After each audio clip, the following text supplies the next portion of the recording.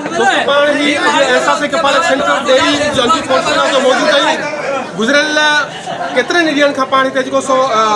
programme कयूं था ऐं जेके इश्यूज़ आहिनि उनखे हाईलाइट कयूं पिया हीअ तव्हां ॾिसो था इंतिहाई तमामु घणी रश आहे हिकिड़ो हुजूम आहे माण्हुनि जो माण्हू बुनियादी तौर ते डेली हिते अचनि था माण्हुनि जा जेके मसइला आहिनि बुनियादी तौर ते उहे कोन था हल थियनि हिकु त डिवाइस होल्डर जेके आहिनि उन्हनि जा पेमेंट जा मसइला हुजनि था जॾहिं उहे पेमेंट जा मसइला हल थियनि था त पोइ ॿिए पासे वरी जेको सिस्टम आहे उनजी जेका सुस्त रफ़्तारी आहे उहा तमामु घणी आहे जंहिंजे करे हीअ माण्हू रोज़ हिते अचनि था रोज़ परेशानी जो शिकार थियनि था ऐं वापसि मोटी वञनि था रमज़ान जो महीनो आहे माण्हू काड़े में बीठल हुजनि था ततल उस में इन करे हीअ तमामु माण्हू एतिरा हुजूम जी शक्ल में थोरी देरि में हिते पूरो जेको सिस्टम आहे पूरो जेको हीअ आहे सेंटर आहे उहो बदनज़मी जो शिकार थियो आहे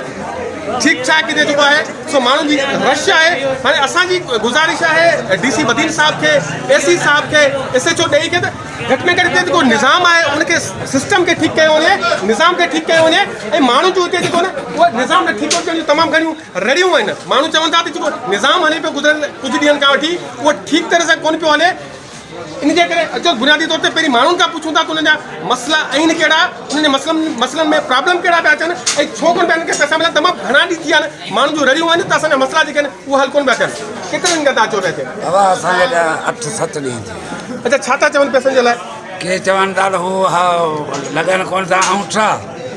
के चवनि था त पैसा कोन आया आहिनि इहो असां अॻिते जे लाइ असांखे छॾीनि ई कोन था चेक ई कोन था कनि पाण ख़बर कीअं पवे असीं 8 ॾींहं थिया आहिनि ॿी हैरान थी विया आहियूं असांजो मसइलो हल कयो वञे हिते हा त हा न त पंहिंजो घर त छॾियो चाचा किथां खां आहियो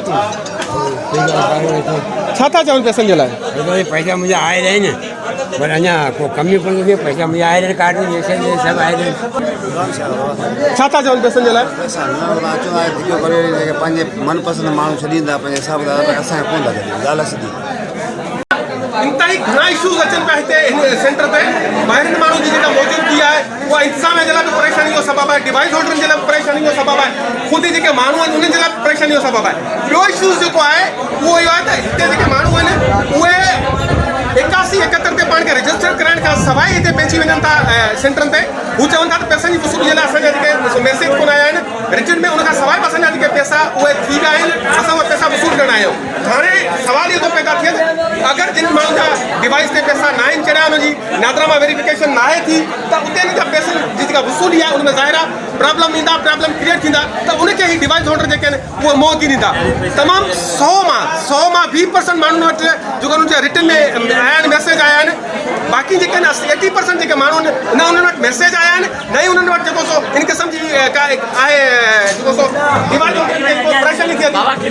हीअ तमामु ॾिघी लाइन आहे तव्हां ॾिसी सघो था हिते 80% माण्हू अहिड़ा अचनि था जिन वटि रिटर्न में के बि मैसेज कोन था अचनि पैसनि वसूल करण जे लाइ पोइ बि उहे माण्हू वॾे तइदाद में सेंटरनि ते अची था वञनि ऐं उहो परेशानी जो बाहिस थियनि था डिवाइस होल्डरनि जे लाइ ऐं इंतिज़ाम जे लाइ इन करे अहिड़ो को सिस्टम कयो वञे ॿाहिरि हिकिड़ी डिवाइस रखी वञे त जीअं उन्हनि जो जेको सो कंफर्म थी सघे त कहिड़ा माण्हू आहिनि जेके हींअर पैसा वठण जे अहल आहिनि उन्हनि खे अंदरि मोकिलियो वञे सेंटर में उहे पंहिंजा वसूल करे सघनि पैसा ॿिया जेके माण्हू इंतज़ार में जंहिंजा मैसेज अचणा आहिनि उहे स्टे कनि उहे पंहिंजे घर रहनि उहे पंहिंजे घरनि में वापसि वञनि जॾहिं उन्हनि जा मैसेज अचनि या उन्हनि जा पैसा डिवाइस ते चढ़ी अचनि त पोइ वरी उहे जेको सो पैसा वसूल कनि किथां था चवनि छा था चवनि असांखे ढुड़ायो लठो कढियो छॾियो बसि छा था कनि असांखे मैसेज अची आहे घणनि ॾींहंनि खां तक़रीबन 17-18 तारीख़ वटि अच्छा तव्हां घणनि ॾींहंनि खां सेंटर ते अचो पिया असीं 4 ॾींहं छा था चवनि बसि ईअं लाइनूं ठाहियो जॾहिं हिकिड़नि खे 5 खे वठो वञे भाई असांखे कढियो अच्छा लॻे थो को कमीशन एजेंट आहिनि हिते ॿाहिरि थी सघे थो ईअं आहे तॾहिं ईअं थिए पियो तॾहिं जरा सभु ग़रीब घोड़ा घोड़ा कनि पिया न ॾिसो पिया तव्हां पाण हालत उन्हनि खे ढोड़ायो लचो हणियो ॿाहिरि कढियो छॾनि छा कनि भला अच्छा आहे कमीशन एजेंट आहिनि ॿाहिरि हिते जेके माण्हू चवनि था 500,000 रुपया या पंहिंजा जेके सिफ़ारिश ते वठी वञनि था ॿियनि खे पोइ हिते धिके था छॾनि या हटाए था छॾनि छा था चवनि कमीशन एजेंट आहिनि अहिड़ा ॿाहिरि जेके घणी